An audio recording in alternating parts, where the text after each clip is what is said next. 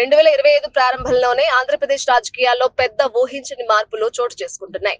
YS Jagan పాలనకు సంబంధించిన వివాదాలు, పార్టీ శ్రేణులపై కేసులు, ముఖ్య నేతల పార్టీ వీడిపోవడం వంటి పరిణామాలు ఆయన రాజకీయ భవితవ్యంపై ప్రభావం చూపేలా కనిపిస్తున్నాయి. వైసీపీకి ఎదురైన ప్రధాన సమస్యలు ఇలా ఉన్నాయి. 2024 ఎన్నికల్లో వై నాట్ 175 అనే నినాదంతో విజయంపై గట్టి నమ్మకం వ్యక్తం చేసిన జగన్ పార్టీ కేవలం 11 స్థానాలకు పరిమితం కావడం రాజకీయ వర్గాల్లో పెద్ద దుమారమే. ఇది పార్టీకి తీవ్ర నష్టం చేసిన పరిణామంగా కనిపిస్తోంది. వైసీపీ పార్టీ అగ్రనేతలపై కేసులు.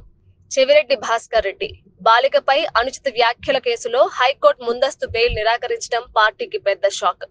ఇక రఘురామ కస్టోడియల్ టార్చర్ కేసులో ఏపీ హైకోర్టులో డాక్టర్ ప్రభావతికి ఎదురుదెబ్బ.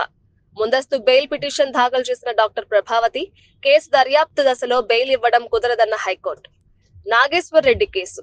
జగన్ పిఏగా ఉన్న నాగేశ్వర్ రెడ్డి బినామీ వ్యవహారాలు పోలీసుల విచారణలో బయటపడటం తీవ్ర వివాదానికి దారితీసింది. పేర్ని నాని జైలా బెయిలా అన్నట్లు ఉన్నారు. కొడాలి నాని ముఖ్య అనుచరులు అందరూ జైలు ఊచలు లెక్కిస్తున్నారు. వైఎస్ జగన్ తో అంటగాగిన అధికార ఘానంలో అనేక మంది వివిధ కేసుల్లో ఏసీబీ విచారణలు ఎదుర్కొంటున్నారు. ఐపీఎస్ సస్పెండ్ అయ్యి విచారణ ఎదుర్కొంటున్నారు. విజయపాల్ అయితే రిమాండ్ ఖైదీగా ఉన్నారు. జోగి రమేష్ బెయిల్ పై ఉంది, పక్క చూపులు చూస్తున్నారు. వల్లభనేని వంశీ ముఖ్య అనుచరులు జైలుకెళ్లగా ఆయన జాడ తెలియడం లేదు. వైసీపీకి చెందిన పలువురు కీలక నేతలు పార్టీని వీడుతున్నారని వార్తలు వినిపిస్తున్నాయి. ముఖ్యంగా గతంలో జగన్ నాయకత్వంలో ఉన్న నేతలు ఇప్పుడు కోర్టుల మెట్లు ఎక్కడం, జైలు పాలవ్వడం చూస్తుంటే పార్టీ భవిష్యత్తుపై ఆందోళనలు వ్యక్తం అవుతున్నాయి. ఈ నేపథ్యంలో జగన్ విదేశీ పర్యటనకు వెళ్లనున్నారు. దీని ప్రభావం వైఎస్ఆర్సీపీపై పడే అవకాశం స్పష్టంగా కనిపిస్తోంది. జగన్ లండన్ పర్యటనలో ఉండగానే ఆయా వివాదాలు మరింత పెద్దవిగా అయ్యే అవకాశం ఉంది.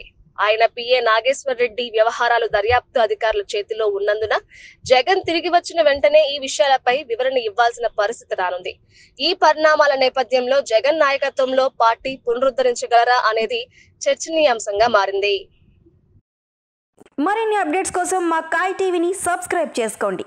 మా వీడియో కనుక మీకు నచ్చినట్లయితే లైక్ చేయండి, షేర్ చేయండి. మీ విలువైన అభిప్రాయాలను కామెంట్ బాక్స్లో తెలియజేయండి.